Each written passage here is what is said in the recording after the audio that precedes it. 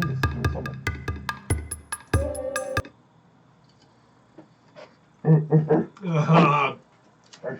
Hello, and welcome to another edition of the Mike and Tim Comedy Show, live from Subterranean Studios here at our this is sort of like our Halloween show. What we're doing here, we're going to be opening up a Oktoberfest from Samuel Adams. It's quite interesting to really think about it. Samuel Adams is actually located on Germania Street in Boston. So the fact that they actually brew a beer there on Germania Street makes all the sense in the world.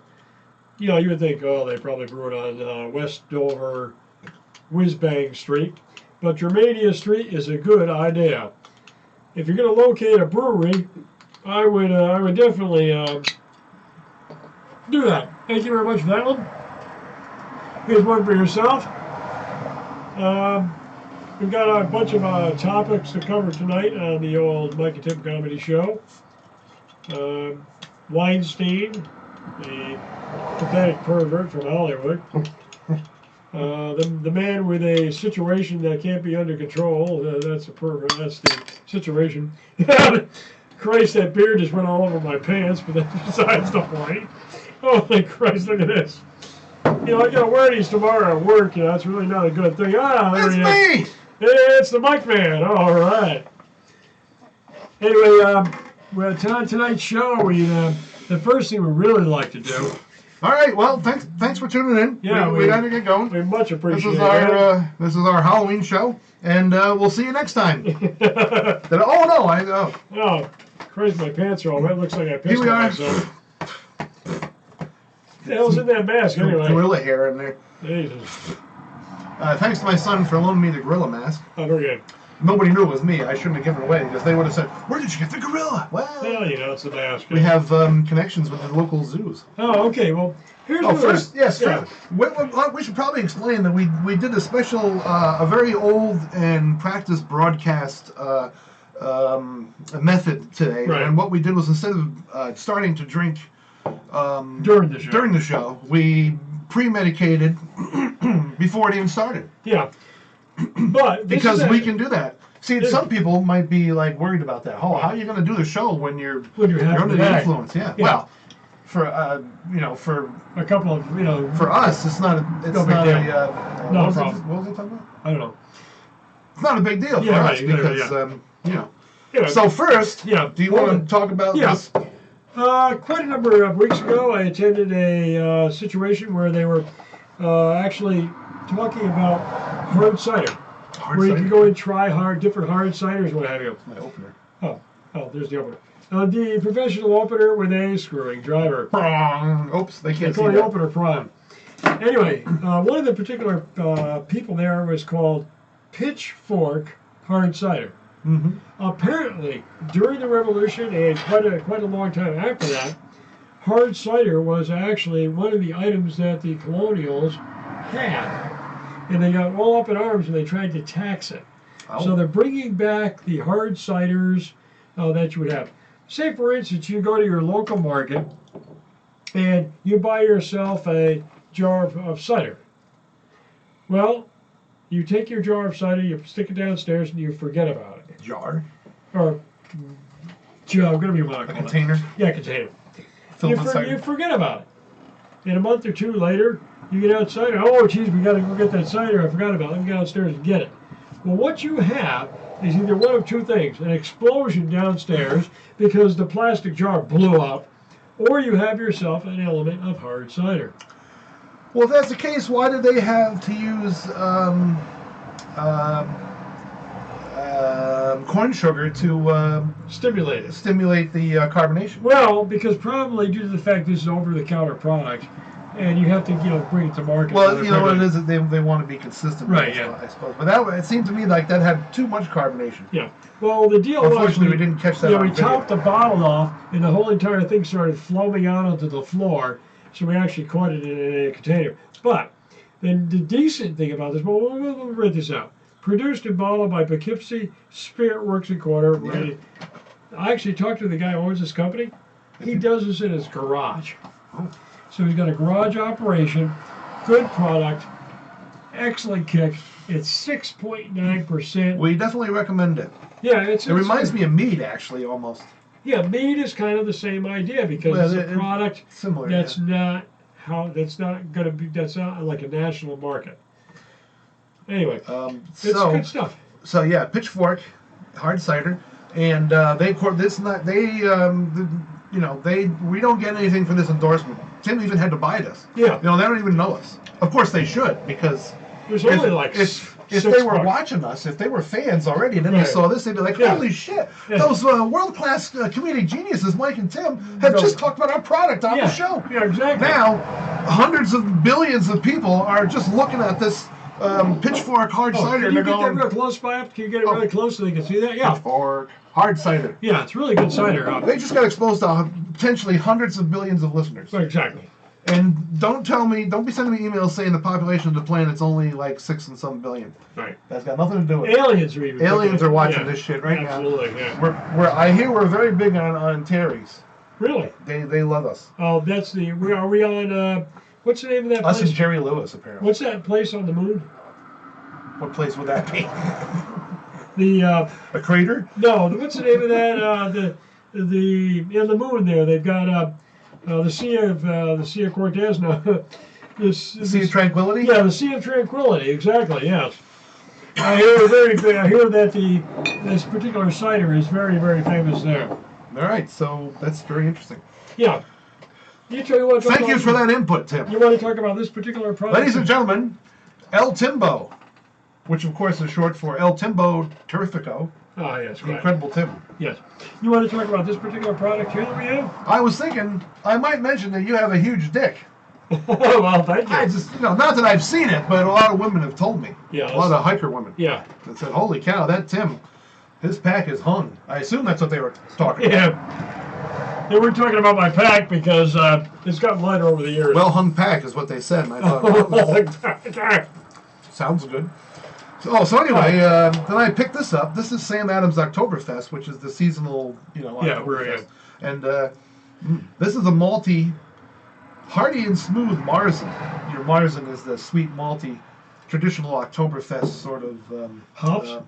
Well, I don't know what hops are in here. It doesn't even say, but the hops would be subdued. There probably is some. Well, let's try it. It's 16 IBUs on the International Bitterness Unit scale.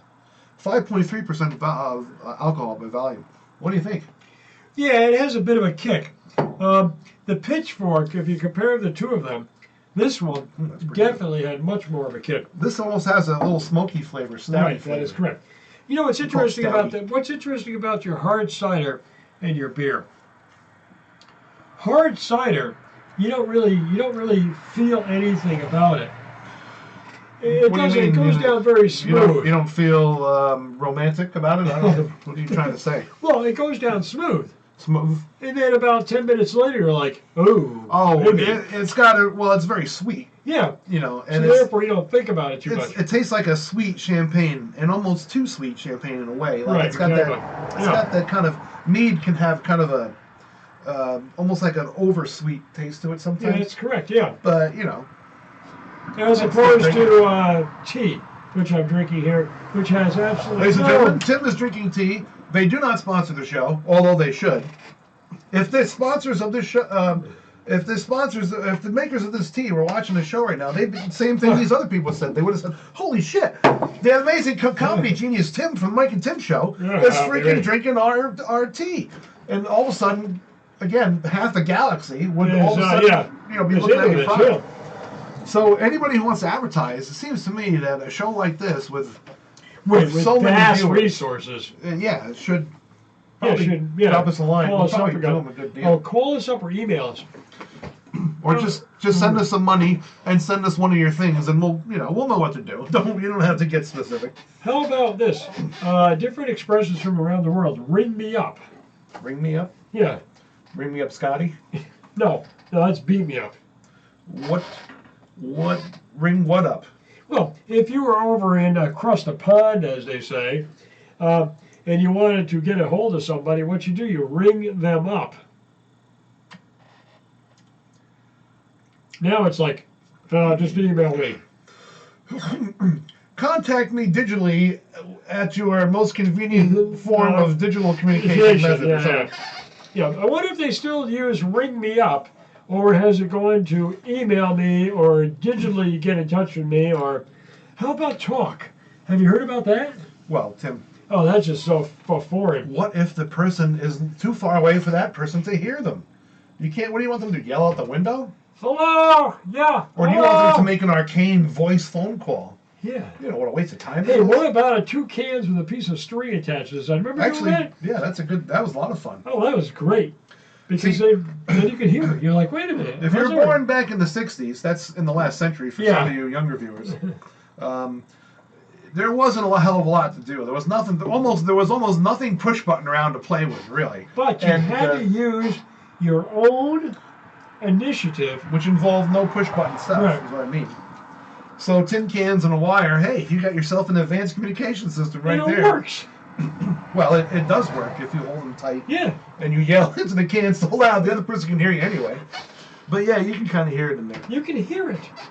But just think, if people had to do that now. Oh my God, I can't do that.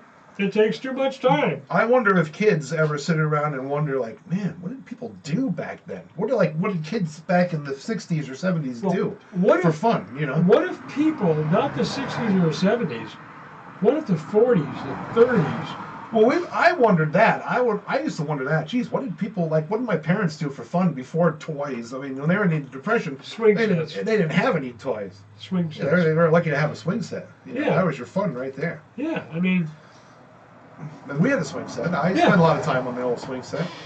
We used to have fun jumping off of it and measuring the distance and other dumb shit. Yeah. And that was 7.3 inches. Whoa. The pole vault on the swing set. Boom. Thinking back on it now, it wasn't that much fun, but it was better than nothing. Yeah, but it was simple and easy. Well, yeah, we didn't have any choice.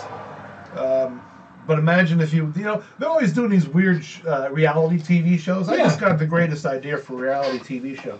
They had one where they had this thing that was called Colony, where they take some people, and it's like a premise, almost like a make-believe thing. Like, it's a premise where there's been an outbreak, and there's a lot of deaths. Everybody has to live in the same location, right? Well, so you get, after spending like 24 hours or whatever it is, in this cot in a tent by yourself to make sure you're not infected, you go with these other people who are clean to this location to try to eke out existence. Yeah. And you have to use what's at hand and shit. And there's people invading, trying to steal food. They don't know how to do anything. Well, in the reality show, it has a variety of people in it. Like, one dude knows electricity, another dude knows carpentry. Oh, yeah. So what they do, they pick and choose. So this one can coordinate with that one. Yeah. I mean, but what was the whole point? Hang on. Well, it's kind of like the biosphere. Did you don't get me off the subject completely, because we'll never go back to what I was just. By the way, you got something hanging on your beard that looks like some sort of shit. What? Yeah, it was just stuff left over from the mask that you had on. Yeah, it's terrible. No, I completely forgot. You were on the biosphere. No, I wasn't. I don't know what you were on the reality show. Oh, the reality show. Yeah. Well, not that toasted. Jesus Christ. What was it about? We were going on and on. What I was thinking was, before you totally got me off the rails, was... You fell off the rail and you couldn't get back on. Was a show where they take kids, from today's time, and they put them in some kind of restricted environment, and they kind of like pretend they've gone back in time. They have to 30 years. They have to do something. No smartphones, no computers, no internet. It's got to come out of here. They have radios. They have board games, and they have the stick they find on the ground that they can play with. That kind of thing. Yeah. And see, whoever lasts the longest wins some kind of prize. Right. Without freaking out, in other words. Yeah. There'll be people running to the exit. I can't stand it. Well, you think about it. How do people live like this? People will be freaking out. It's really great, because a lot of the people I run into, or a lot of the people I work with, are an eighth of my age. Are they? Yeah. But they can't live without their music. They can't live without their electronics. What happens if you take that all away? And even for you and I, what would happen if we had to live like our parents? Well, here's the interesting part. Probably end up drinking more. No, we could actually live much better and survive because we know the old skills. The planting skills, the tree skills, the environment skills. You got so many people out there that, oh my God, dear, what are we gonna do? The laundry broke down. But we still know how to program the VCR, though. What? We still know how to program the VCR. Absolutely. All right, so we better start the show. Oh yeah. Oh, we'll be right back. Yeah, good. Testing 1, 2, 3.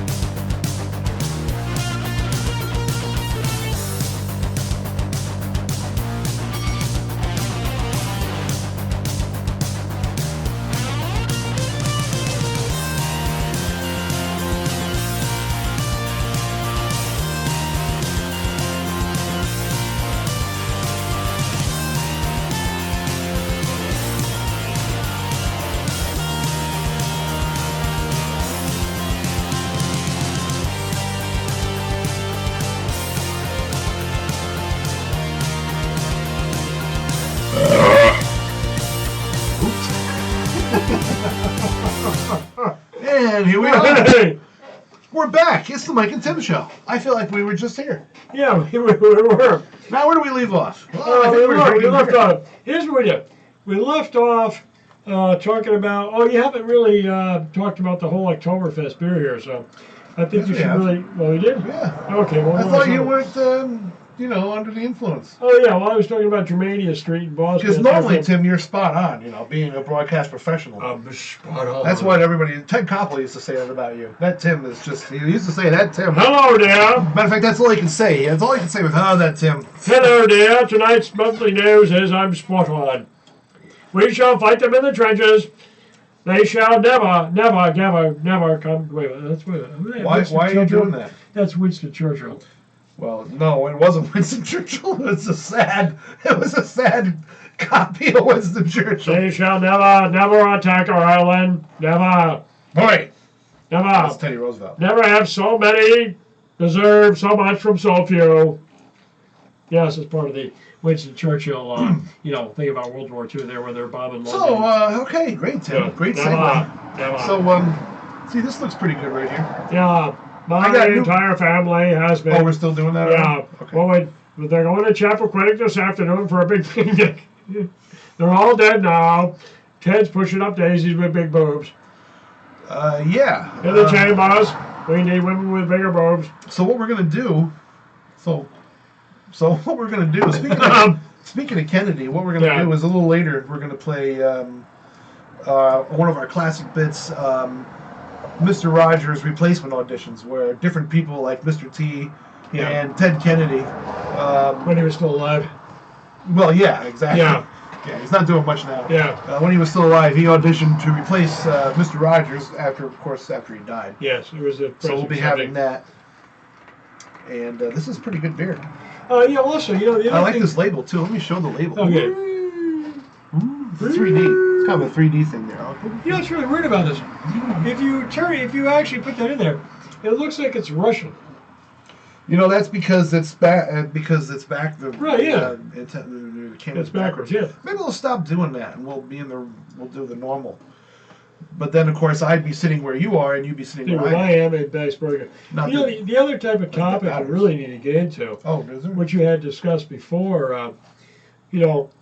This pervert out there in Hollywood. Oh, Harvey. Yeah, Harvey, the man with way too much money and influence. Are you sure you want to talk about this, Tim? Because I know it kind of hits close to home. Well, what I was thinking. We've got a lot of. I can understand all these actresses that were screwed over by Harvey. But let's go into another particular topic, maybe, that has not been covered with the scandal at Well, Heart. unfortunately, what you found out recently is that one of your cats, one of Tim's cats, was likely molested by Harvey Weinstein. Yeah, along with several stunt dogs.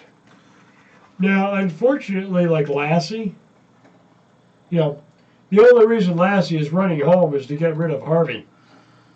Oh, you think it goes deeper than that? It goes way back, yeah. The chimpanzees, the rhinoceroses, the whole deal with probably gorillas too. Oh yeah. There you go. Oh, imagine what he could say if he was a real gorilla person.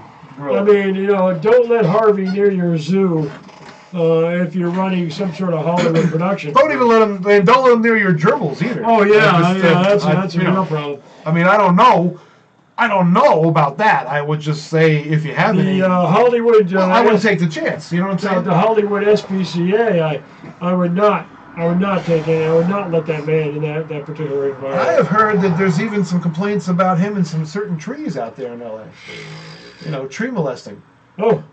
Which is unfortunately on the rise. Yeah, I mean, he's running around with a chainsaw. Oh.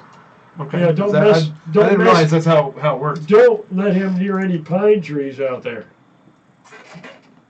I didn't want to know. He's probably out there greasing up a pine tree as we speak. I heard he went to a so-called sex therapy thing. Yeah. I also read that. Usually I don't read this shit because I don't give a shit. I don't give a fuck what he does. I mean, it probably would be best if he stepped off the planet. They say the Earth is flat. Why doesn't him and other people like him wander off the side? Nobody ever seems to wander off, especially the people who really ought to. But anyway, I did read when I was bored at work the other day. But sometimes I'm bored at work, so I look at the news, and it said that he's not taking his therapy seriously. Can you imagine that? Yeah, but just think about it. He's got a cell phone he's not supposed to have, and he's gabbing away with business people, business cocksuckers he does business with. Yeah, but just think about this. You've been accused of a bunch of horrendous crime that the asshole is obviously guilty of. Then he jets over to Europe, and he goes to a therapy. I heard he was in Arizona now. He's probably over in some sort of brothel in Brussels. A brothel in Brussels doing Weinstein for therapy. What a freaking combination. Brothel in Brussels. That sounds brothel in Brussels. Mr. Weinstein, a brothel in Brussels is doing your puzzles. Oh, Tim. So that you can come back and not have too much hustle. Do you know what? I was just thinking, if we want to really punish him, I mean, give him whatever else. Balls off. Give him whatever else he's supposed to get. But we'll make him listen to some of you and your singing. We'll get you drunk, and then he'll be in a room where he's forced to listen. Yeah. Like he's got nothing else he can do, and you'll be right there in front of him, like 2 inches away. Maybe. I have an even better idea. And you'll start singing. He has to drink the sperm. Ew. Drink the sperm of 10,000 elephants. Why? Why would you even? If anybody thinks this part is scripted, I just want to assure everyone that I did not. The big deal about that is he was molesting animals. Well, we know he molested your cat, and my wife just informed me that he may actually have inappropriately fondled our dog. And the dog, it's the same story. The poor dog gets a call. Right. Got to go to the hotel to see Harvey about a part in the movie. Right. Well, what doggy doesn't want to be in the movies? Right. Yeah. So our poor Jackie goes up there, knocks on the door. There's Harvey in his fucking bathrobe, exposed himself to our puppy dog. Now this happened years ago when he was just a puppy. Yeah, right. Yeah. Which is like, isn't that like pedophilia? Yeah. Or puppyphilia, something? Yeah, pedophilia. Puppyphilia? Yeah, puppy pedophilia. Puppy pedophilia. That's a pretty good term. I think we might have invented a new word. The whole deal about the puppy pedophilia, that's the wines. When the women of Hollywood had enough. The women? Yeah, and couldn't take it anymore. It got really incredibly intellectualized. It's like our dog, man. The dog. Then he went to people. You want another? Yeah. Then he went to like dogs and cats that couldn't resist because they have no way of resisting except biting a situation off. Well, yeah, it's disgusting. Taking advantage of our pets. I say he should get. Let me see. He should get have to spend the night in an SPA shelter where there is absolutely no rescue from a bunch of hungry wolves. Well, we just got this in. I mean, literally just in. Apparently, he's also been accused of molesting somebody's pet turtle. And Tortoise the Whipple? I don't know who. Yeah, I don't know. He's probably out there looking for tortoises on the beach. But we don't know if it's a big turtle, a little turtle. I don't know. A little pet turtle. Maybe it's somebody's pet turtle. Box turtle. Ow. So there goes that beer. Oh, I'm sorry. So much for those pants. I gotta wear these tomorrow at work. But that hurt, but it didn't. No blood. I mean. So yeah, I mean, who knows what's next? Who knows what he'll molest next? Yeah. Trees, flowers, other plants. planets, possibly. Yeah. So avoid them. Yeah. At all cost, make sure you're away from Harvey the pervert. Harvey the pervert. So okay. It sounds like a comic strip. Harvey the pervert. It might make a good comic strip at that. Yeah. Him standing around in a robe on the street corner, flashing his Johnson to anybody who's looking. Anybody who wants to see. Hey, you want to be in a movie? If you want to put me in a movie and pay me, technically millions of dollars, I would let him flash his Johnson at me from a distance. But if he got too close, I would have to. I'd say we cut the fucking thing off. I was gonna say maybe I'd kick him in the balls or something, No, I'd say we just chop the balls off. Here's what we can do. But of course, a lot of women. By that. Balls of famous sex abusers. That's like a museum. Oh, you chop the suckers right off. I had an idea about a reality show hosted by that guy Robin Leach. Remember him, the Rich and the Famous guy? Holmes, the Rich and the Famous. Robin Leach, Holmes the Famous, Rich and Famous. So he's going to do a new show called Septic Tanks of the Hollywood Elite. Oh. And what it'll be is a different Hollywood star each week their particular septic tank will be featured.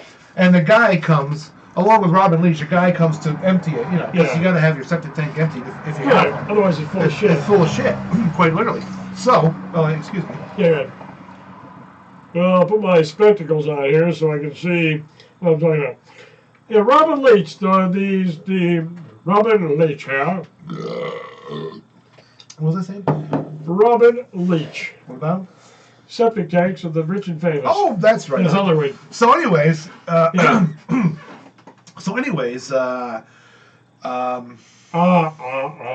You get to see what's in there.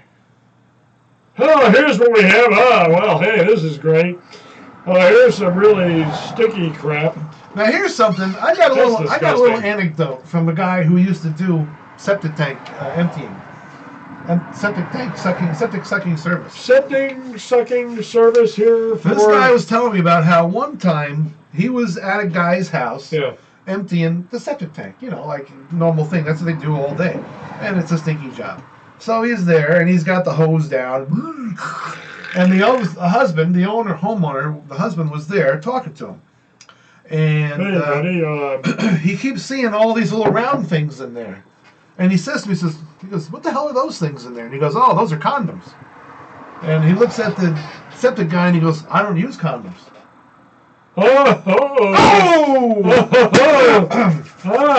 Something's going on. Right. It just goes to show, you never know when a piece of evidence will turn up. Yes. Flush down the toilet? Not necessarily. So that's a true story that somebody told me. Hey, honey. At least they told me that. We found this in the situation here. Who has been coming over? Maybe it's Harvey. Maybe Harvey's coming over later. So we don't know who. I mean, we don't know how many people were living in the involved. house. Yeah. But I have a solution there. Maybe your septic tank guy could blackmail one of the other parties or something. Well, now, if it was that dog fucking chick from YouTube on there, then who knows? Could have just been a dog. But we don't know. Was it St. Bernard or was it Little Peavy? So, so that's enough about Harvey Weinstein, I guess. Wienerstein? Wienerstein. Harvey Wienerstein. That's probably a better name. Yeah, Harvey Wienerstein. That's a good name. Yeah. You just come up with a great freaking name. Think about it. Harvey, the dick that won't quit. Well, I can guarantee you that the porn industry is going to have a whole field day with this Harvey Weinstein. They'll come up with a movie next year called I Tried to Make It in Hollywood. Indeed. And Harvey was there. Okay, so we're going to play something right now. We have an RPH video here of the recent, just a little video I put together of the recent RPH outing at your RPH place. Yeah, it's on the Appalachian Trail. I mean, this is really not so humorous, but it's a part of our lives, and this is what we do. Unless you think these hiker people like I do are foolish, and then the whole thing can be actually humorous. I know. But we'll be right back. Yeah.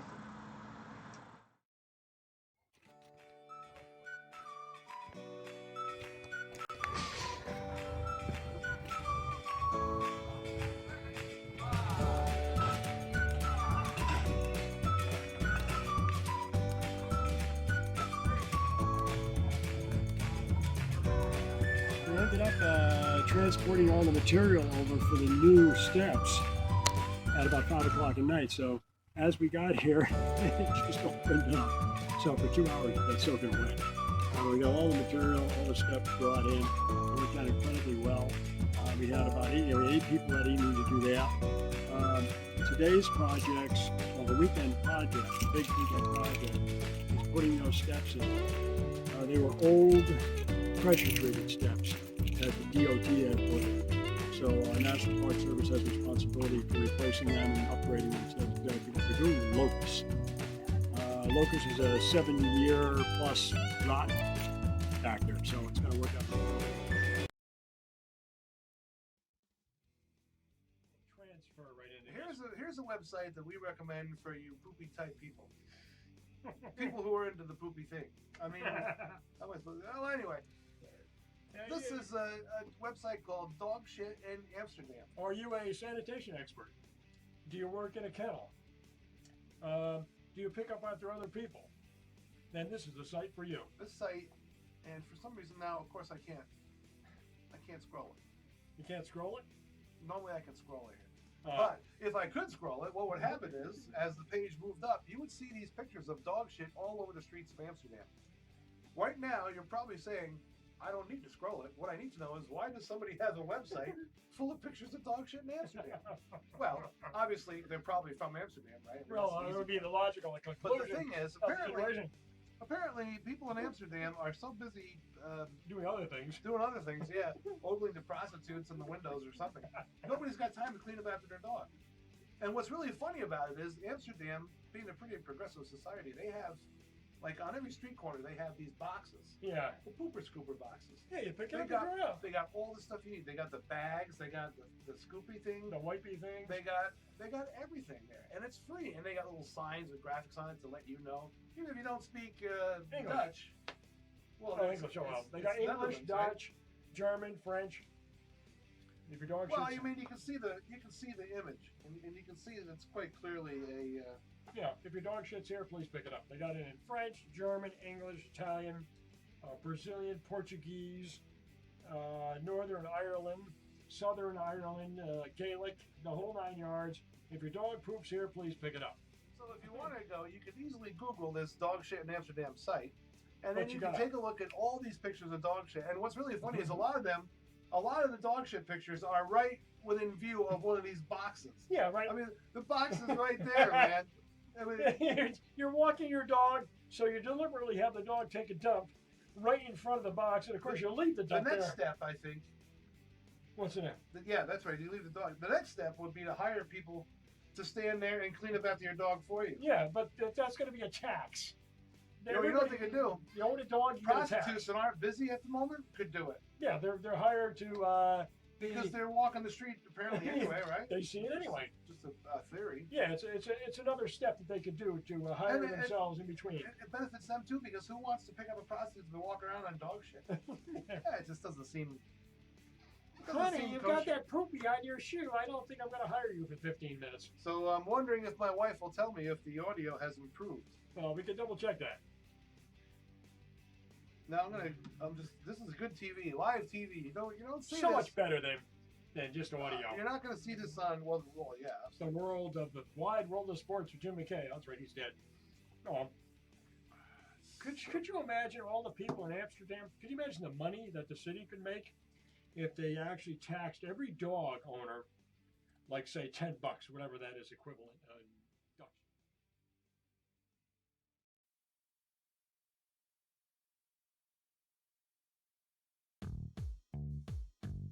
To bring it to you folks. Yeah. To give you what the essence of what we do. What you've been pining for years. You probably don't know it yet, but you're doing this nonetheless. But yeah, this is exactly the way this works. So anyway, this is a picture of a bull. Where is it from? And well, it's from France, in the Lascaux caves in France, and it's some 15, 18,000 years old, maybe a little older. Somebody's in there. There's a bunch of people. They've recently found, I have to slide over here a little bit, they've recently found that there are bull balls painted under all these bulls. Yes. Yeah, there they are, right there. Over to your, keep going. Don't point forward, Tim, because people can't see that. See, there is the so-called bull's balls. I think I got them right there. Yeah, you got them. I'm not touching them, mind you. No, don't touch them to the bull's balls. I don't, you know what I mean? That's, no, that doesn't work. No prairie oysters in this particular situation.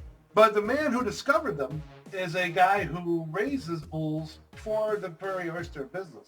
In France? No, he's an American. He's got a Texas ranch. He was just in France. Oh, I see. And he went in there and he immediately saw them. He goes, hey, those are prairie oysters. I know what those are. I see them all the time. He probably said, let's pull them off the wall and try and sell them. We don't have the video of him here, unfortunately, but he did say how it was just, he goes, walking around in there was making me hungry. Because he could just see them having a plate. And he thinks that the whole thing with all these bulls being drawn in here was just because of the oysters, the prairie oysters. Really? Yeah, they love them. Real, the prehistoric man said, hey, we got to get ourselves a set of those. But you know what I say? Yeah, what do you say? I say that's nuts.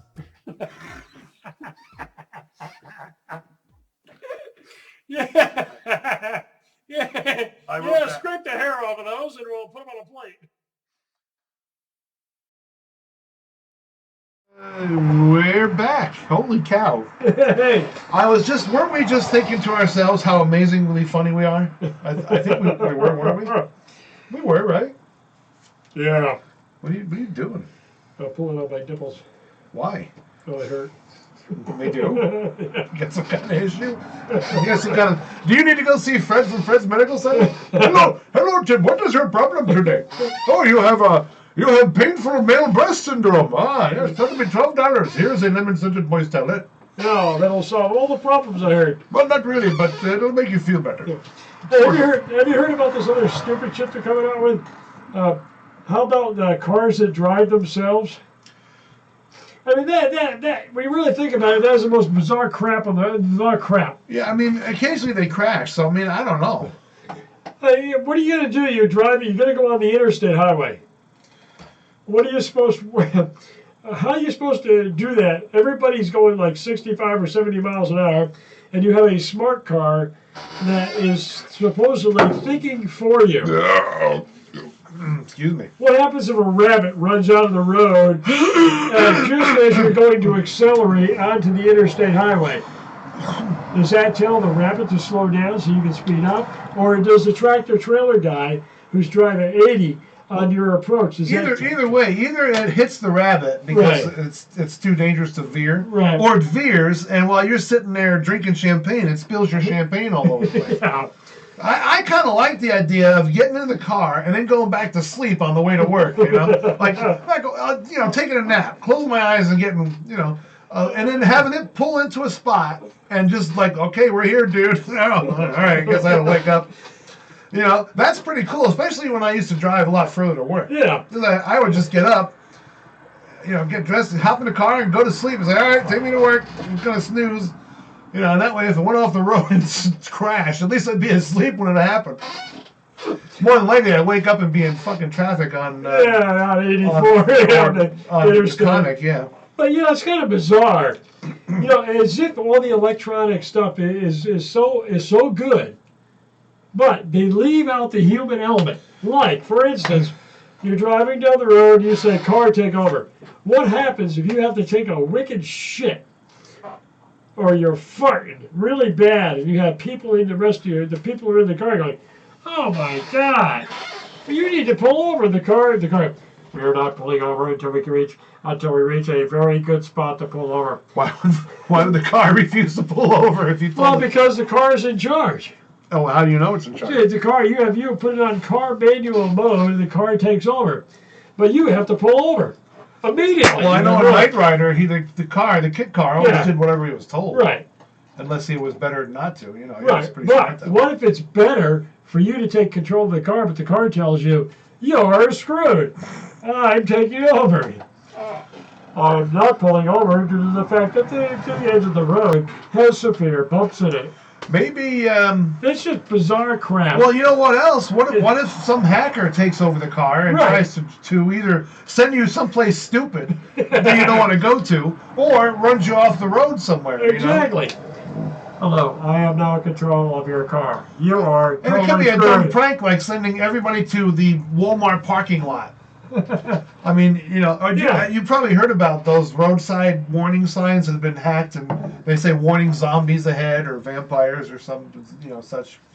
Hey, who knows? It could be true. It's Halloween, roadside. Or what about an Amber Alert that takes over your car? And does what? Well, it sends you the wrong way, or it stops your car in the middle of 90-mile-an-hour traffic. For what? Well, because it just took over your car because you have this brain that's running your car. Well, that reminds me of an old programmer's joke where they used to say, like, what if Microsoft made cars? Then they'd stall for no reason. You'd have to reboot them, start them up again for no reason. Now we're getting closer to that. Exactly. Why are you late for work today, Thompson? Well, my car decided to take me to Connecticut today, sir. I don't know why. Well, that's arrived at your destination. No, this is the completely wrong state.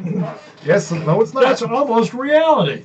When you think about it, we've gotten so far away. We've gotten really so far away from people thinking on their own. Oh, sir, I'm sorry I'm late to work, sir. My car. Let me get the car to talk to you. Oh, dear employer. I was driving down the road and I came across an obstruction in the road. I was therefore required to stop, have my occupant of my car, my owner, get out and push me back onto the road due to the fact that the road was constricted. Kind of reminds me of the Hitchhiker's Guide to the Galaxy. Yeah. Where there's this one scene that's really funny where the main character, Arthur Dent, who I think was played, they've done different productions. Right. But the guy who played Bilbo, what's his name? Bilbo. In the Hobbit movies. The Hobbit. Not Martin Short, Martin Freeman. Yes. Martin Freeman. He was short. Martin Short's a different person. Oh, Martin Short, but Martin He's Freeman. that short guy. Short guy, but he's Freeman. Isn't it interesting that Martin Short is kind of short? Yes, it is. You wonder about that, don't you? Yeah, as opposed to Martin Tall. Well, anyway. Short. Anyway, my point was, what was my... Your point is off the radar. Something about cars and being Once short. again, Tim drags me off the rails with another well-timed non sequitur. Non sequitur. Oh, yeah, there you go. That's a good word, right? Oh, yeah. It's fun to use that. Very non sequitur kind of guy. But you have to. It's fun to use that, but you have to use it in the proper at context. the right time. And that brings us to another point of the story. So now Shakespeare. I completely forgot what I was. Shakespeare was driving a car. I was. Oh, the car. Yeah, the car. The car. What about the car? The fact that the car can be, it's a smart car, as opposed to the dummy behind the wheel. You blew it, man. I forgot whatever the hell it was I was going to say. Here, I'll give you another example of where a smart car would be.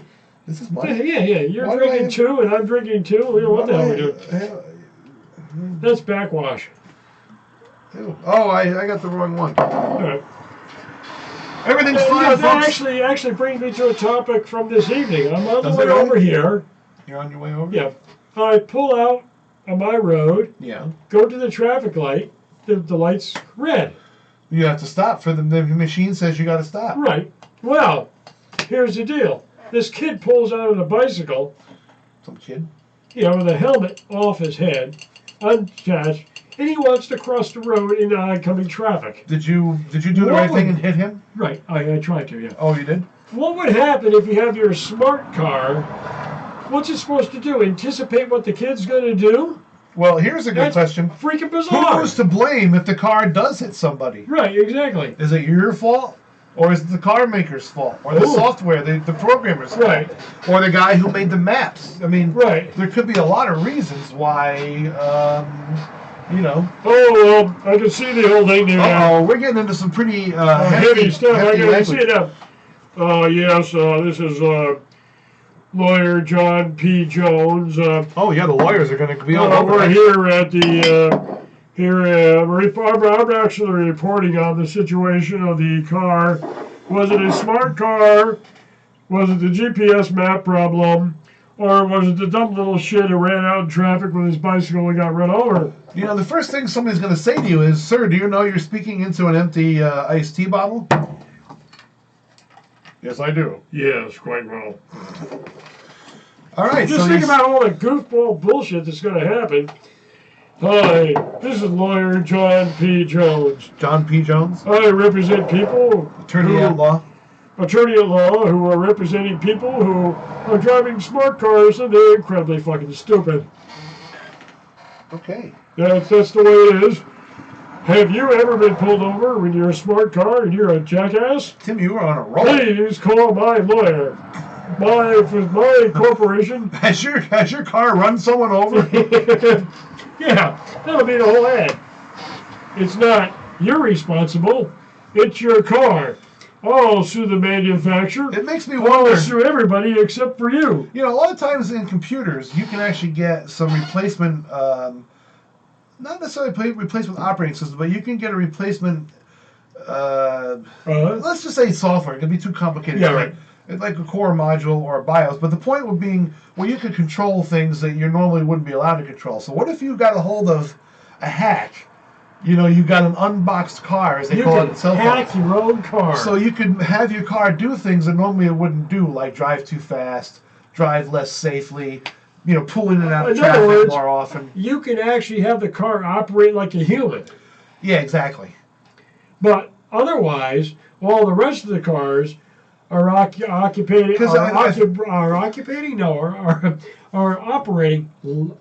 normally computer controlled. Yeah, I mean, normally there would got to be some kind of software that would say, okay, not enough room to pass here. Right. You know, not enough room to do this. Too fast, too slow. Yeah. There would be all kinds of constraints against anything that might be cause you to pull out in front of somebody. Accident prone. Yeah, absolutely. Hi, is your car accident prone? Like speeding in bad weather, for instance. Right. Although presumably, visibility wouldn't be an issue, because the car uses like radar, sonar, or whatever, right, and GPS yeah, to navigate. So it doesn't really matter if you can see. So they can be barreling along in the fog, right? And presumably, again, I say presumably, it would know if there was like somebody stalled in the middle of the road, for instance. Right. What if a deer runs happened? Yeah. Well. A chipmunk should be able to fly across the front of you. Chipmunk is not even going to do anything. It's just going to run it right over. It's too. What if a Triceratops Rex jumps out of the woods? Well, or probably the chances of a Triceratops Rex jumping out are even less than the chances of a Tyrannosaurus Rex jumping out. Triceratops. Yeah, but the whole point of the matter is, all these situations. It's going to happen. Yeah, all of these situations cannot be controlled by some little box that says, "Oh, I got this down. I got this information down." There's a thunder and lightning storm, and a tree comes down. You're going to see news articles or news TV reports where someone's going to say things like, "Another tragic incident of a remote-controlled car running down a child on the street in broad daylight in nice weather. And the owner, the driver, was asleep at the wheel, literally, because you can be." Yeah. You know? So you're laying there like, and your car is speeding along and just runs somebody over. It keeps on going. Yeah, and then it keeps on going. Well, maybe it doesn't. I don't know. It doesn't matter, really. I mean, if it stops or not, right? Hello, because Kit. What just happened, Kit? It's too late now. Too late now. Okay, keep on going. It'll be. I can see the whole legal thing.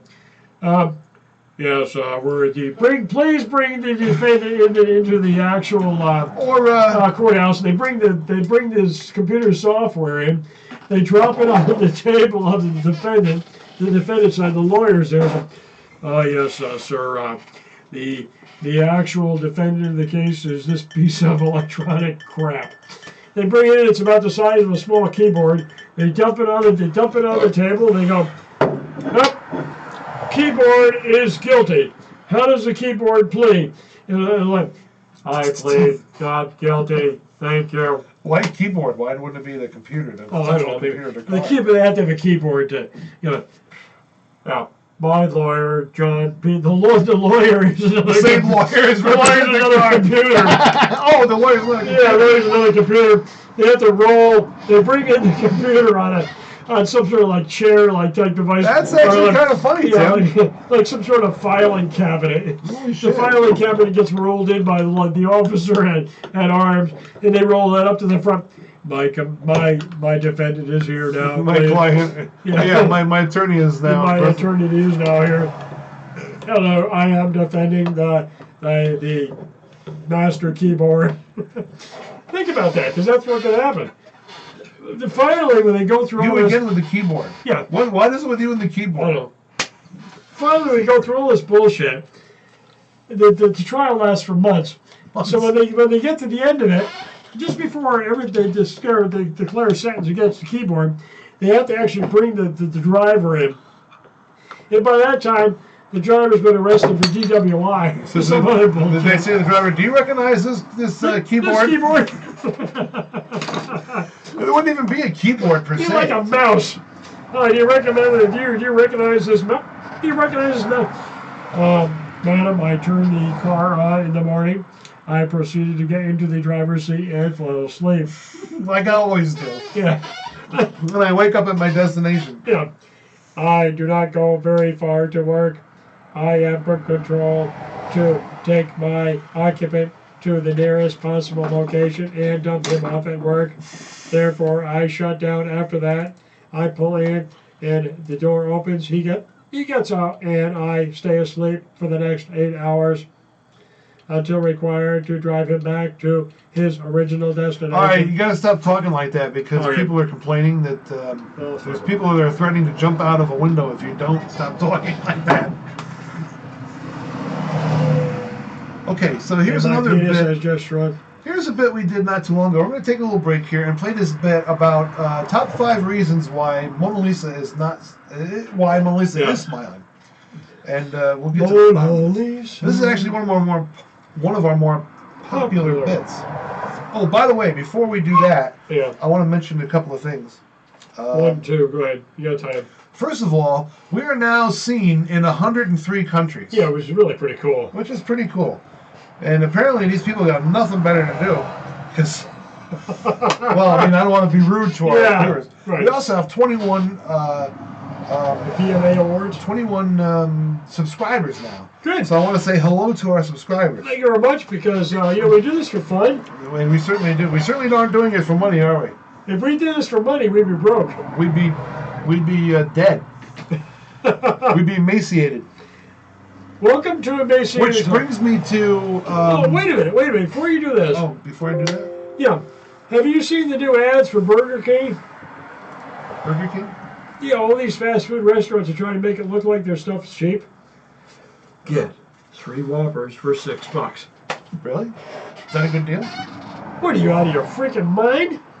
3 Whoppers for, like... Oh, a Big Mac meal at McDonald's is like almost $10 now, I think.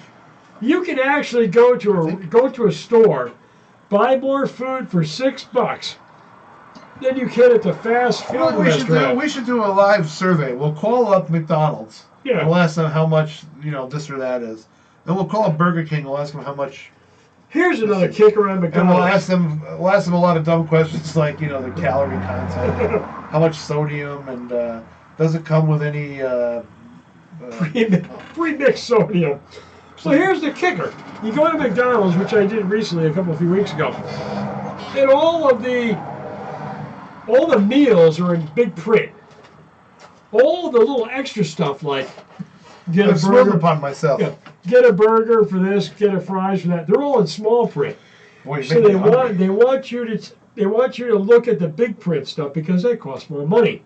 You can actually buy 2 burgers, a fry, and a Coke cheaper than you can the Big Mac meal. You know, all these talk about burger and Cokes make me hungry.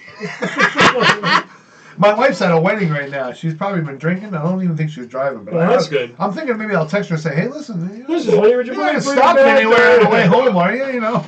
Yeah, go to McDonald's and confuse them. You know what you do? Oh, that's not hard.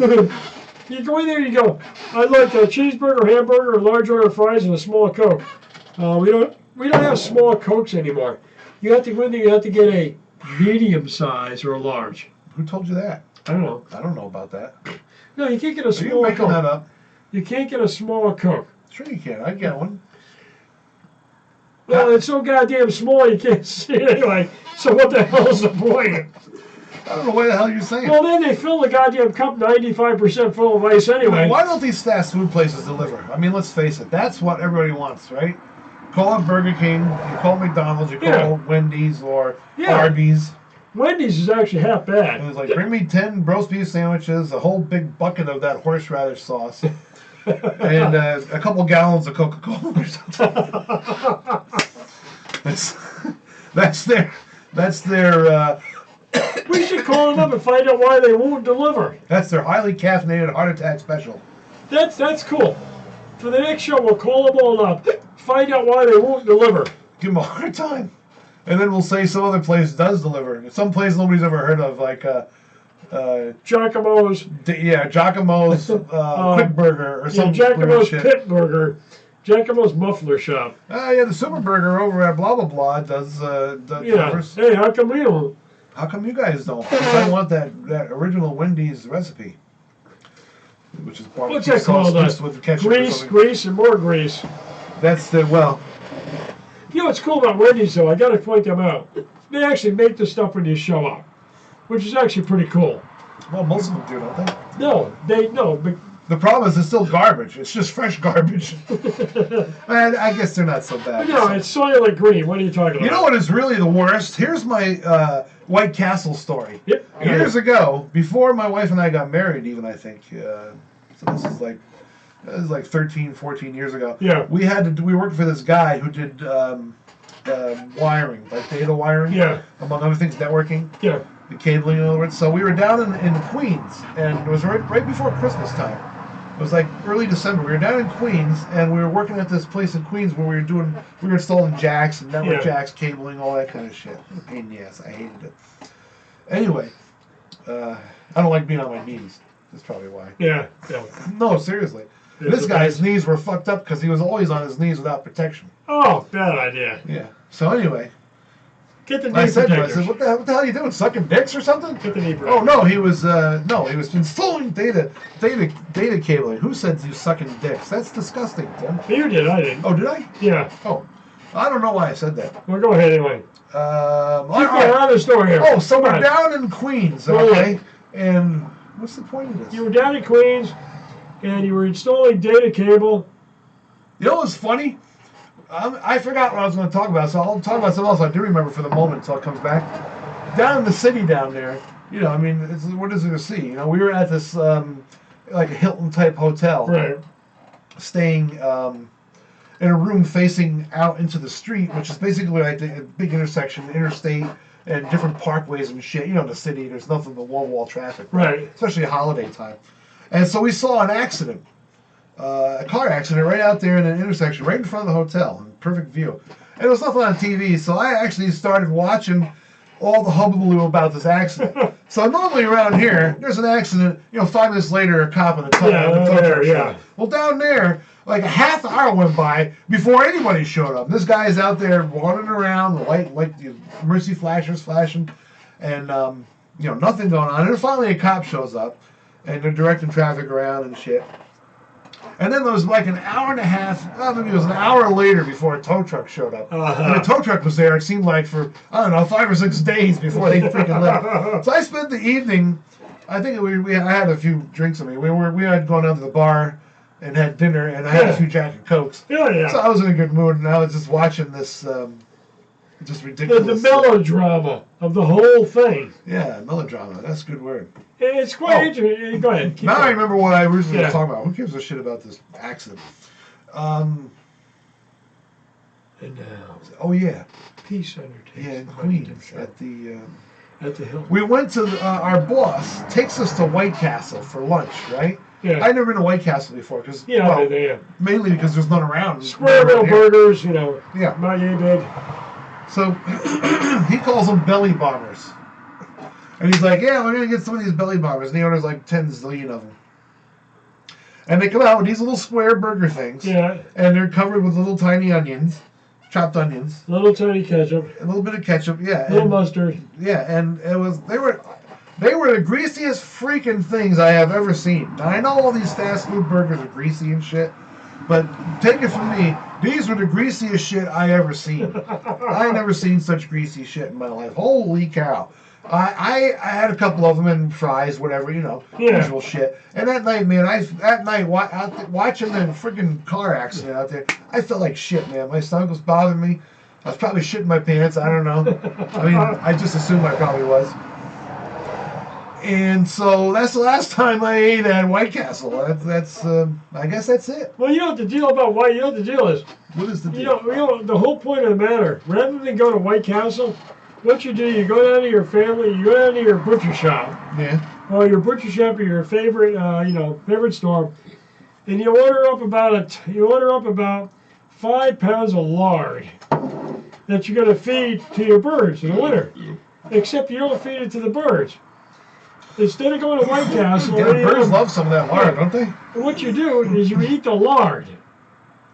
You just eat the lard. What do they do? But you put some lettuce and tomato on it first. Yeah, lard with lettuce. And a little ketchup or whatever. You'll be shitting your brains out for a freaking week. Trouble with that stuff is... It lines up your arteries. It lines the inside of your arteries and keeps all that nasty platelets from getting through. We don't need that shit. We don't need that blood. The whole point of the matter is... there's a point? Yeah, when you shit your brains out like no tomorrow, the whole entire thing... Can you imagine the people working there? They have a big sign up. Free food while you work here.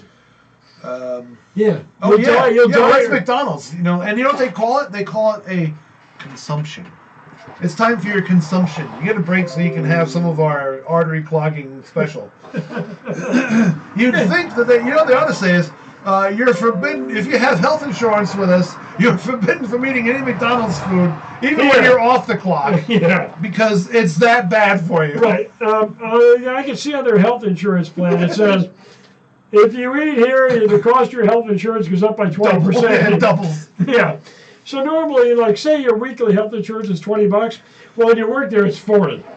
Indeed. Yeah. Well, have you noticed a lot of the new pubs that are coming up? There's a lot of pubs all over the place here. We live here in the beautiful Hudson Valley. Yeah. And, we're kind of in East Fishkill right now, in Hopewell Junction, the town of Meanswell. I have a few bones to pick with Hopewell Junction now. First off, or most importantly, I got a ticket for using my cell phone while I'm driving, and I wasn't doing it. Oh shit! Yeah, I wasn't doing it. I mean, I'd admit if I was, then I would just try and bargain for a deal. Yeah. Give me a parking ticket or some shit. That's a $500 fine. But I'm pissed off because I actually wasn't doing it. And the guy goes, "You were telling me you weren't on the phone?" And actually, I was on the phone with your brother at the time. Yeah. But I wasn't holding on the phone. Right. It was a Bluetooth call. We were talking about the Yankees. Yeah. And then since he had said the same thing to me the day before, almost verbatim, I wasn't paying that much attention anyway. Right. I was saying, "Yeah, right, man. Yeah, they better fucking win." What was the end of this whole scenario? Well, in about 3 weeks, I got to haul my ass down the street to town court to answer this ridiculous summons for this ridiculous ticket that I didn't actually deserve to get, in other words. And think about this. The cop said that I was using my cell phone, or he actually didn't say that. He just said I was lifting it up. That's all he saw. That's all he said he saw was I was lifting up my phone. What does that mean exactly? Does that mean does that give him probable cause to pull me over? Maybe. But once I said I wasn't using it, and he could see that I actually wasn't really looking at it, I just picked it up. And then he said, well, you were looking at it. And I said, well, I was looking this way toward you, at you. I just kind of glanced at the cop as I drove by. The cop is parked in front of a police station at a three-way intersection where there's also a traffic light. Yeah. So he's just saying that I drove through a three-way intersection with a traffic light, with a police station right there, with a cop sitting in front of the police station, and I had the moronic brains to lift up my phone as I was driving by while staring right at him. Well, you know what? How likely is that? If you lifted it up and said, hey, right over here. So I'm going to say to him, I'm going to say to the cop, listen, dude, I mean, if I'm that much of a moron to do that, wouldn't I have a whole bunch of other tickets for reckless driving and doing other stupid shit? Yeah. I mean, that sounds like the kind of person who can't help themselves. Like, right. They're lucky they still have a license. Yeah. That's not me. How much is that for? $500 fine. Really? Yeah. And I'm sure I could just plead, something and get like parking on pavement, $75. Why the hell should I have to pay a fucking $75 fucking fine for something I didn't even do? On top of everything else, I got to go down there and show up and plead my innocence. Yeah. And right. Thank God I live in a country where I can do that. Yeah, sure. But what the fuck, man? A guy pulls me over because he says I lifted up my phone? What if I was lifting up my fucking soda? I mean, come on. What if I was lifting up a map? Come on, man. Really? What if I lifted up my dick? And you know what? It was at the end of the month, so that fuels the entire stereotype that, hey, somebody needed a freaking ticket to make their quota. Right. That quota that supposedly doesn't exist. Yeah, which everybody knows it does anyway. So you and I know a few police officers, and we know from them, they've told us that, there is a quota. They just don't talk about it too much unless you're not making enough tickets. What if you had another type of phone? One that was attached to your balls. Well, I'm not sure where you're going with that, Tim, but go ahead. What the hell? Well, if you got a phone that's attached to your balls and how about you get arrested for indecent exposure? Indecent exposure of your phone or your... No, your phone. Indecent exposure of your phone. I'm sorry, I was playing with my dick. I had to readjust the situation. I'm not exactly sure what to say there. Well, you never know.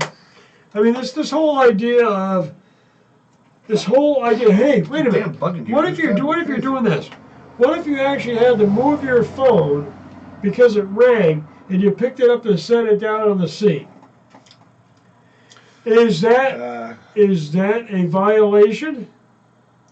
This whole probably thing is. This whole thing brings. But he didn't say he saw me using it. He said he saw me lift it up. Well then, so if that's all I did was indeed lift it up, like if I was lifting up something and putting it somewhere else, it's not really distracting, is it?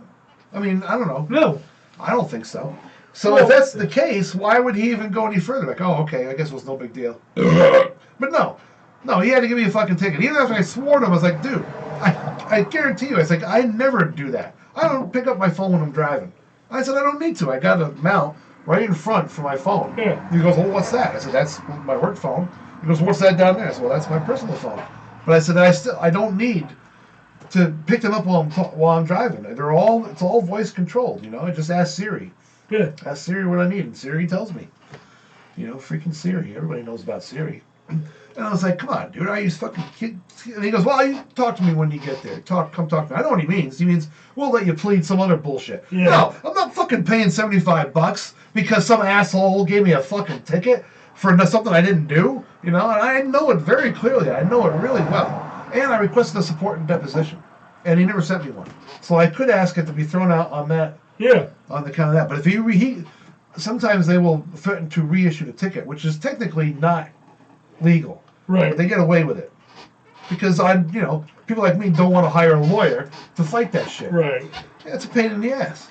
Yeah, because then you lose time from employment to do that. And the thing is, I'm a nice guy. I support the police. I don't have a problem with the police. Hey, more power to you, man. Get out there and pull those, get away from the bad people. But I wasn't doing nothing at all. I was just driving by. And I live right down the street. I'm a local, too, on top of everything else. If you want to harass somebody, harass the people driving through. No, even if you're a local. Here's my feelings, man. You know what I'm saying, baby? Even if you're a local. My feelings. It doesn't make any difference. You're local or far away. That kind of circumstance is hogwash, Hogwash. horseshit, bullshit. Bull feathers. Oh, boy. Poppycock. Yes, puppy. Nonsense. Hey, what I tell you is a bunch of poppycock. We're all done for it.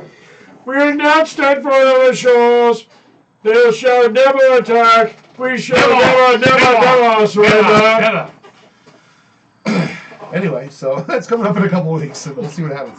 And moving on to other news. Well, wait a minute. Hold on. I'll give you another example of my own stupidity. Oh, all right. I'm leaving work years ago. There's a yellow light way up ahead, and I figure I can make it. Well, guess what? I didn't make it. I blew the red light. I knew they were going to pull me over, and I knew I had to pay the fine. That's no big deal. I know I screwed up. I know I caused a problem. I know I'm guilty. No big deal. I go pay the fine. No, I'm guilty. Elvis. Elvis, and I know I'm guilty. But the whole point of the matter is I knew I was doing it, and I knew I screwed up. Yes, okay, I'm going to pay the fine, done and over with. I've had two tickets in the last 10 years. Big deal. So, is there a point to your... Yeah, the whole point of the matter is, yours is bullshit. Mine is illegal. Come on, man. I know it. And I was actually, I think I was very polite. I didn't say anything stupid to the guy at all. Right. I was very polite. I was respectful, and I always am to police. Yeah. Because I know a lot of cops, you know. And for instance, one time I got pulled over for going through a red light. It was like a red arrow. Yeah, I went through or something. Shit, I made a U-turn, you know. And the guy pulled me over. I said, "Sheriff, deputy sheriff." Yeah. And he was like, "Oh, I know you. You live down my street." You know, he used to live down my street where I lived. He's like, "How's the family?" "Oh, everybody's good." "All right. Try to be careful." "Okay, thanks a lot, man. See you later." Now, you know, that's what they should be doing. Yeah. But this guy didn't do that. And I mean, first of all, he didn't realize that I am one of the duo of the greatest comedic legends on the internet. The Mike and Tim Show. Yeah, the new kings of internet comedy. Yes, absolutely. Okay, that's fine. Maybe he works a lot. He doesn't have time to watch. That's fine. That's fine. But you know, I mean, come on. I mean, look at this face. This isn't on his face. Obviously, everybody's looking at this face right now, going, "Oh, I trust that guy with anything." You know, I give him all my money. This guy here, on the other hand. This guy, you know, I wouldn't trust your daughter with this guy. First of all, I mean, well. I've got a mustache here. You went to residence garage. Okay, so on that note, it's time for the Mr. Rogers replacement auditions. Yeah, it's when Mr. Rogers died, you know.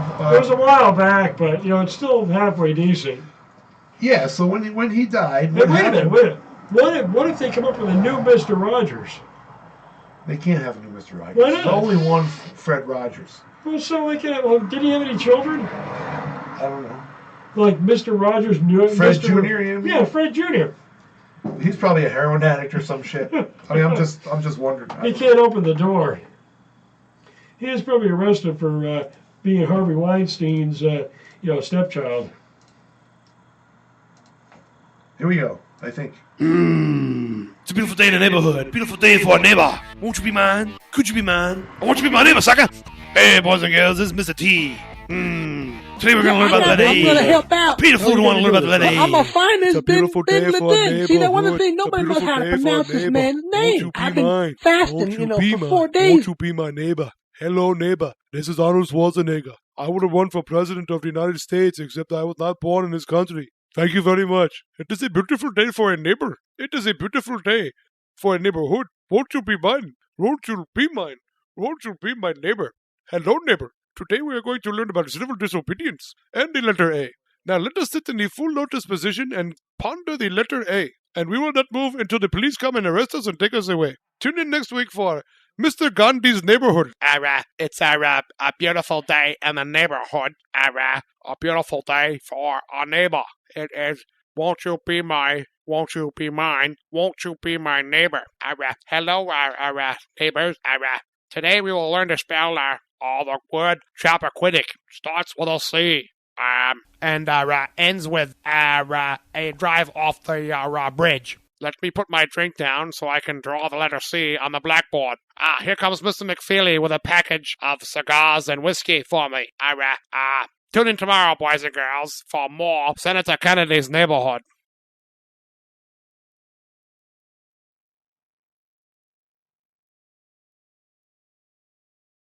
One more thing. Dog naps alleged police attacker. Oh, here we go. Okay. Good. This is from Beacon. Oh, Beacon is such a great town. Serious place. We love Beacon, don't we? High crime down there. Yeah.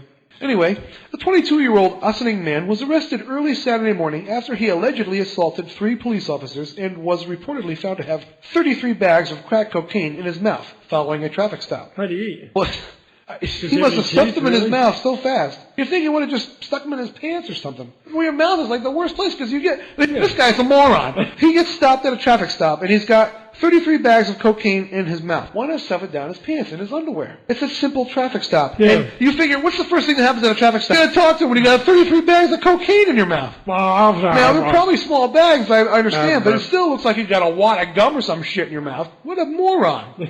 Stopped on Wolcott Avenue about 4:45 a.m. for allegedly speeding. He faces charges of criminal possession of a controlled substance in the 3rd degree, felony, and 2 counts of assault and the 2nd degree felonies. Okay. After the cocaine was forcibly removed from his mouth, Field punched and kicked the officers and fled into a wooded area. So there you go. They've already nabbed his ass. Now he's going to run off. After being discovered hiding in a tree by a police dog, he came down, kicked the dog, and tried to run away again, police said. The dog then apprehended Field, who was taken into custody by officers on the scene. He was taken by ambulance to St. Luke's Hospital and treated for numerous dog bites and abrasions.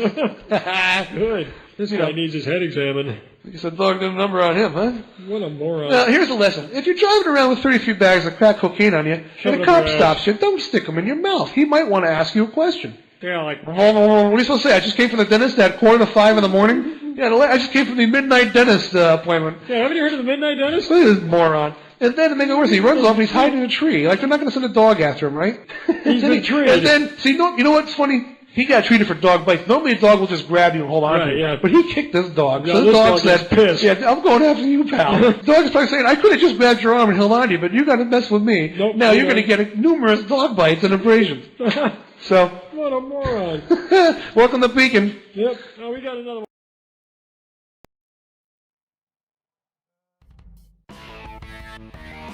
Okay, so let me see. Here we go. Yeah, I'm going to help out. How are you going to be doing this, Bob? I'm going to find this Bin Laden. See, that one of the things, nobody knows how to pronounce this man's name. I've been fasting, for 4 days now. Here we are. I got it figured out. Well, Tim's taking a shit, so we're going to do something else. While we're waiting for Tim to get back.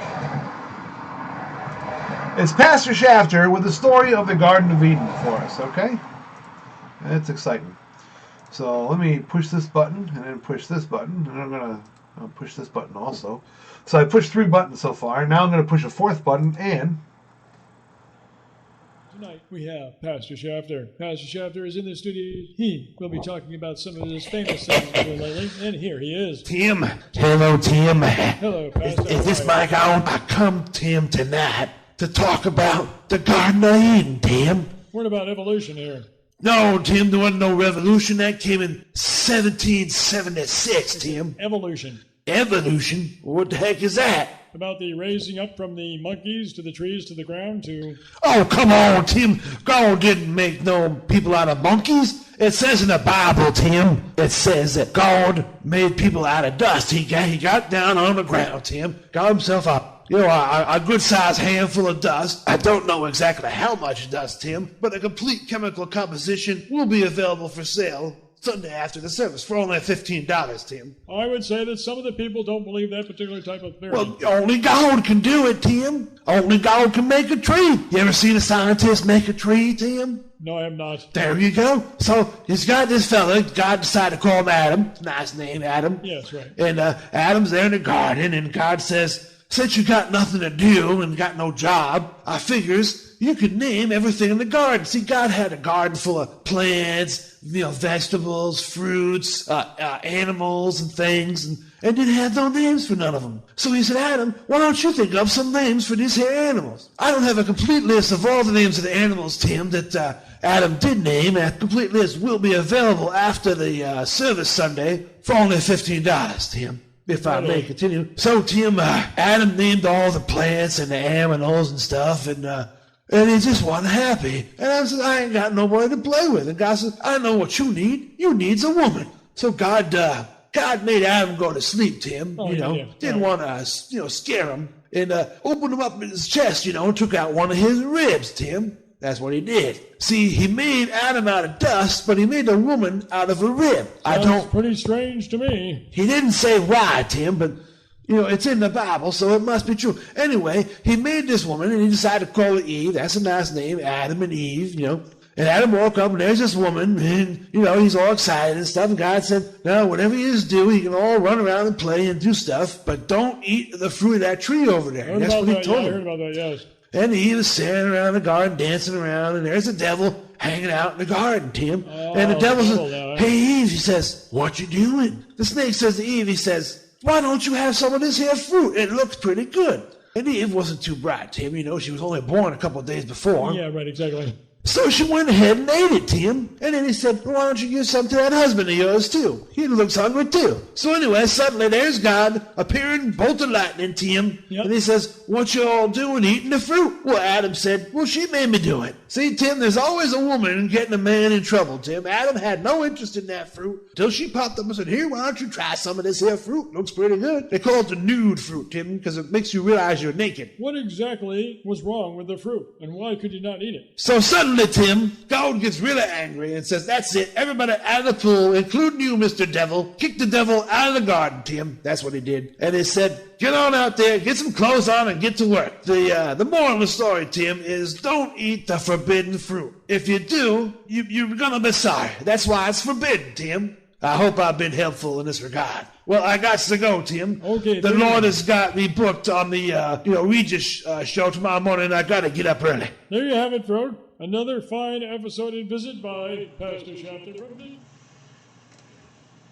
And here we are. We're back after another show, after another stellar little episode from the past.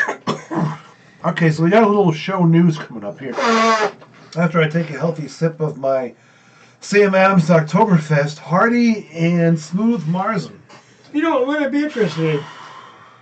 Do they have a marketing team? Which I think they do. Well, how come they haven't contacted us to thank us for our many reviews of Sam Adams? What's it saying here? Probably embarrassed. Hearty and smooth Marzen. Marzen. Oh, Marzen. That's hot. No, it isn't. What is it? Something else. Well, what is it then? Something else. What's something else? I can't tell you. Because I don't know. I just know it isn't hops. All right. Hearty and smooth Marzen. Is that Actually, like German for flavor? Marzen is a word. Okay? Let me just say that. First of all, Marzen is a word, and it means something, obviously. And, look at it this way. Let's leave it at that. Well, let's look at it this way. I get a lot of younger people go, let me look it up. Well, according to we don't have to look it up because we know it means something. According to WikiLeaks, it means exactly this. Well, according to my computer, it means this. So therefore, it must be real. The thing is, Marzen means something, right? Yeah, right, yeah. Whether or not we know what it means doesn't change the fact that it is what it is. So if we suddenly learn what Marzen is, it tastes the same. Who gives a shit? It's a Marzen. It's fucking great, right? Hey! How is that for an explanation? Yeah, I was going to say logic, but explanation is good. All right, so getting back to the show news, we're going to take the hiatus in November. Right. Because, here we go, folks. I hope you're sitting down. Billions of people are now across the planet are now sitting down. So I hope it doesn't cause earthquakes or something. We're going to take November off from doing the live show because we're going to be working on new material for our big holiday special coming up to be announced. TBA. That's what TBA means. Oh, TBA. Isn't that Turner Broadcasting? It could also mean to be avoided, which either one kind of fits the show. Bill, yeah. Turner No, not Turner Broadcasting. Yeah, but think about it. Turner Broadcasting. They suck. They probably thought of that already. To be announced, Turner Broadcasting. They've contacted us many times, trying to get us to affiliate with them, yeah. Can you believe that? No. Well, you're right. I just made it up. I was hoping you were going to say, really? And then I go, no, not really. But anyway, so yeah, what we're doing is we're going to just give the finger to YouTube and YouTube advertising. So, in addition to having our big holiday special coming up, TBA, to be announced, probably in December. Turner Broadcasting to be announced. It'll either be right before Christmas or it'll be right in between Christmas and New Year's or some shit. Or some shit. And we might even record some other crap too. We might have an impromptu live Facebook Live Thanksgiving kind of a thing. That'd be pretty cool. Who knows? Yeah. So you'll have to stay tuned to see what Mike and Tim are up to next. El Timbo and myself, we're brimming over with creative enthusiasm and genius. Yes. Juices. Yes. A certain other slippery slope. Creative energies and stuff. So the past month or two, we've had to take it easy a little bit because we've had other shit going on. But now the holidays are coming. We're going to ramp things up again and make fools of ourselves, even more so than we already have. How does that work? Well, people are probably thinking, gee, is that possible? Well, I've had other shit going on in the White House for years. Yes, it is. I'm a crook, and the current president is actually revocation. Do you know that I asked my wife if she was stopping for food on the way home? Right. Which basically means, no. Would you like to stop for food on the way home and get me something? It doesn't really mean, are you stopping for food on the way home? It means, would you please stop for food on the way home, right? Yeah. And she said, no, she can't. I was denied the food. What do you think? Apparently not much.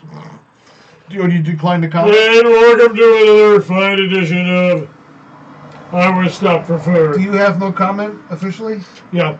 Officially, there's no comment from Senator Lottie. All right, so in addition, I forgot the other really cool thing I was about to announce. Right. In addition to being so awesome that we're working on our big holiday getting special, paid for every performance. We might even do a 2-hour holiday special. That'd be good, yeah. Give people plenty of time to get drunk with us. Yeah. Presumably. We're not really drunk. I mean, not really. No. You know what really happens with a lot of people? This whole idea of getting drunk. Let's get high. The trouble with getting high, apparently, is that you don't know what the hell you're doing. Is that right? Yeah. Think about it. People come in and say, I'm going to get high. But in reality, you're not high. The more you Where do people come in? When people come in and say, I'm going to get high, where are they coming into, actually? They're not high. They're actually low. Are they low? Because they can't do anything, which means they're actually quite low.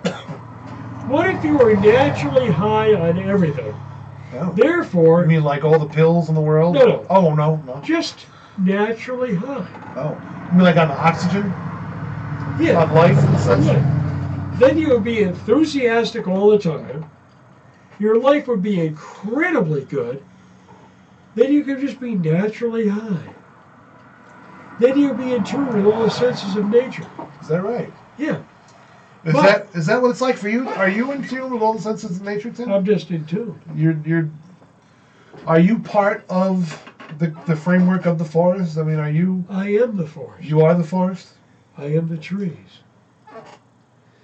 It's a spiritual situation. I've heard that the trees don't like you. And I'm also extremely full of shit, but that's besides the point.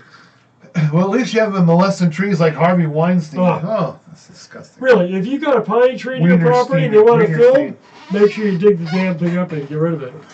Who knows what he'll do next? Probably molesting tools. If you get pliers. The SPCA in North Hollywood had better lock up their animals when he gets back. Some of the mathematicians said that they're very concerned about their protractors in regards to this Harvey Weinstein guy. Watch out for your hard drive. Watch out for your hard drive. Make sure your socks are clean. Well, I suppose. And your condoms fit correctly. Well, that's good stuff. All right, so we're kind of losing it on this Harvey thing. Oh yeah, well, Yeah. You know, I think we've said our piece about Harvey. That son of a bitch, he's molesting our fucking pets. It's disgusting, and we've had enough of it. Yeah. You know. Don't do Harvey. Hey. So. I wonder if Kennedy in his grave is. Oh wait a minute. Hey, think about this. Harvey needed a mentor. Someone to bring him up. I wonder if he talked to Ted Kennedy before Ted died and said, Kennedy, this is Harvey here. How did you get ahead? And Harvey gave him instructions on how to go about, doing the stuff that Harvey was doing, because obviously, but the best part of the story is Harvey never had to drive across the Chappaquiddick Bridge. And there's no band out there called Harvey who? Weinstein. Oh, whoa. There's no band out there called the Chappaquiddick Swimmers. They're called the Weinstein Screwers. The dead Kennedys are now opening for the Weinstein Screwers. Yeah, I hear that's a very popular gig. Yeah, it is, yeah. Yeah. It's, the basic was fuck them and leave them and get ahead. That ugly son of a bitch. Jesus Christ. This is not really comedy, but... No, it really isn't. No, so it's not. Let's try this instead. All right.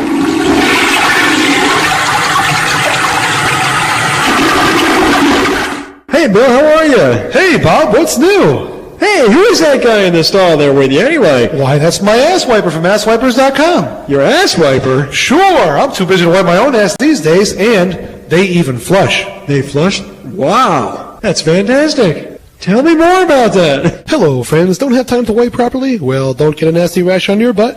Let one of our courteous certified professionals wipe it for you. They'll stand ubiquitously in the corner until needed. Then they spring into action, wiping your ass clean. Asswipers.com, the professional's choice.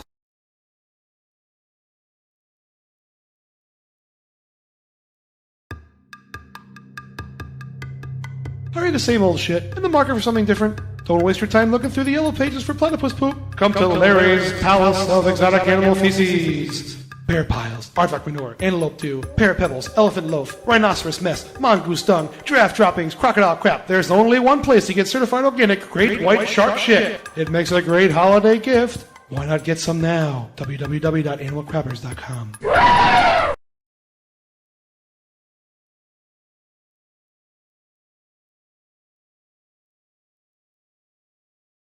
I'm trying no piss fly strips.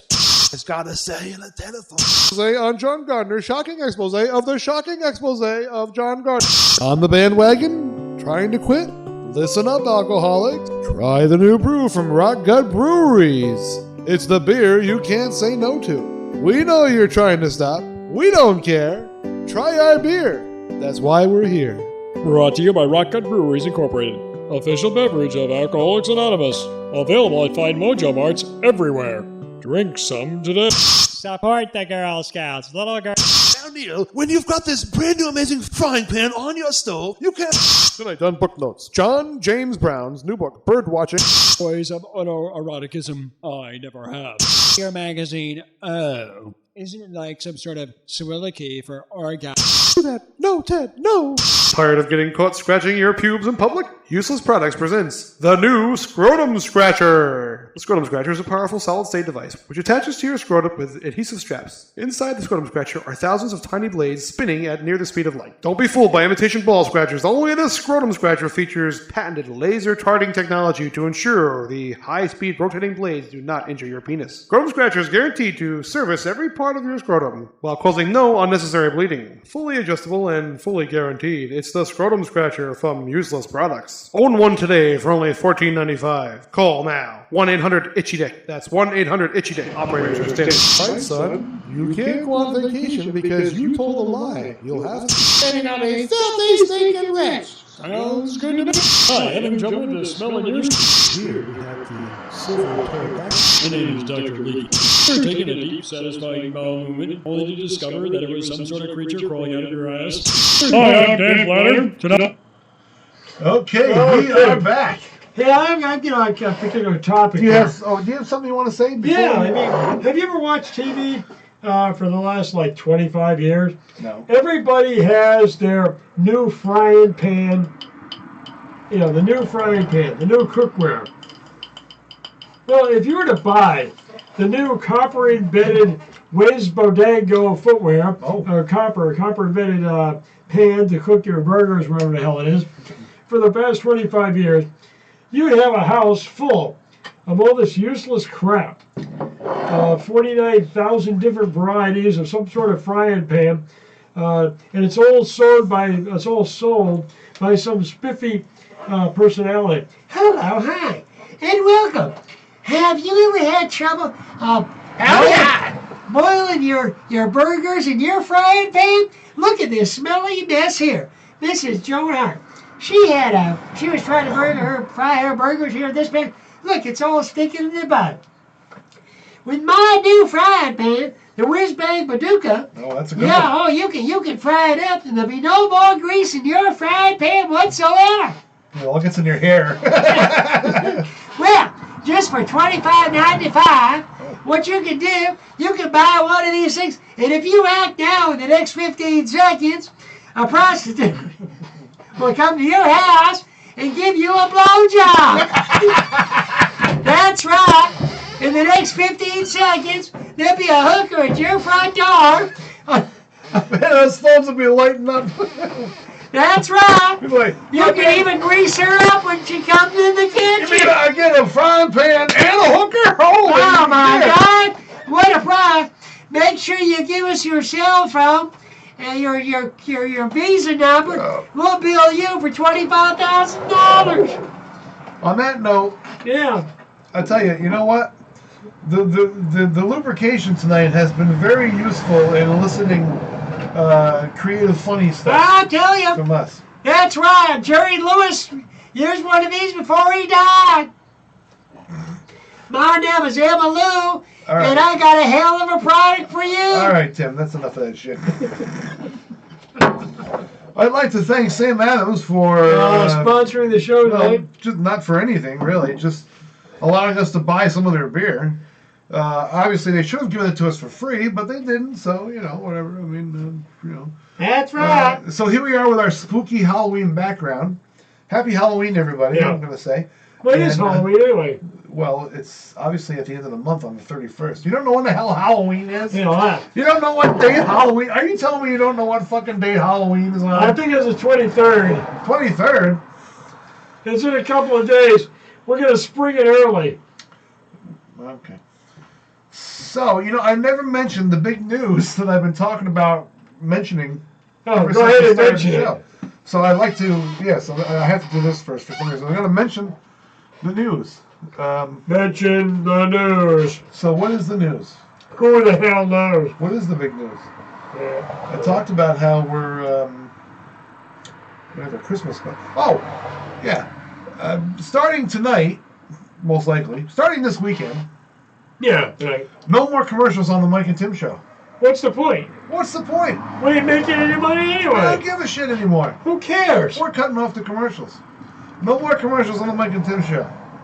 Unless they're commercials that me and Tim do. Yeah. That's our that's our guarantee, our no commercial guarantee. Unless they censor us beyond point of stupidity. And from now on, we're going to be telling the truth about YouTube and Google and Google. And you know what Google? Sugar. Hey, listen to this. Sugar. Domino sugar. Google. Domino sugar. You know what Google is? It's a number. No, it's not. No. Google is what a little 2-year-old says when they start trying to talk. Google. That's why they came out with the name Google. You know what? I bet a 2-year-old probably is actually running the company. Like somewhere there's a weird. Google Gaga. Think about it. The reason Hugh Hefner came out with rabbits for Playboy, because rabbits screw like no tomorrow. That's why they produce all kinds of rabbits. Google, the name Google is Google Gaga. Therefore, Google gets a lot of hits just based on that information from a historical point of view, because everybody is a 2-year-old. and they come out with Google Gaga, and they cut it down to Google. You have to think about all this stuff. All these corporations make names because they are in everybody's childhood. Just think about that concept. Ford. Why? Because he was named Ford. Chevy? Why? Because it's appealing. It makes sense to a broad base of people. You really have to think about it. 7-Eleven. Would you name your company 666 and expect to sell shit? You name your company 7-Eleven because it sounds good. Go to 7-Eleven and get a big gulp. Would you go to a company that's named 666 and get a big gulp? It just doesn't sound good. How about a catering company called Poopy Time Catering? I think it would die. No, what's in the name? Poopy Time. Who wants to go to a company that sounds like shit from the start? On that note, hi, I'm developing a new company called Potty Time. It sounds like it's marketed to 3-year-olds. Hello, hi, yeah. I saw you around on TV. I'm a 35-year-old adult who's really into childhood fantasies. Can I order some of your Poopy Time? What are you, out of your fucking mind? Yeah, really. I mean, come on. That's just bizarre. I mean, come on, really. I mean, come on. Come on, Eileen. You mean, come on. Yeah, come on. Really, what you mean is... How about another movie called Slow Times at Ridgemont High, where everybody takes their times to act, and nobody really knows what they're doing. You got your glasses on underneath that, by the way. Yeah, dude. Wow, hey. Hey. Yeah. You got some serious ears there, mate. All right, so... well, I guess that's our show for the evening. The Halloween version. You know, this is really spooky with the background there with the... we got the... What do we got? Yeah, we got the... Well, I can't reach that far. We got the moon in the background. We didn't do any spooky stuff, but... You know, there's a lot of stuff out there. Hey, there's one spooky thing. Say, for instance, someone dies and you have to have like a heart transplant from that person. A lot of times they're thinking that the actual heart contains aggression. And the person who gets the transfer of the heart from the dead person can actually become aggressive due to the fact that when that person died, a lot of the aggression is still in that heart. So that's a really interesting concept. So if you've got like Frankenstein in your, DNA, you can be a really aggressive individual.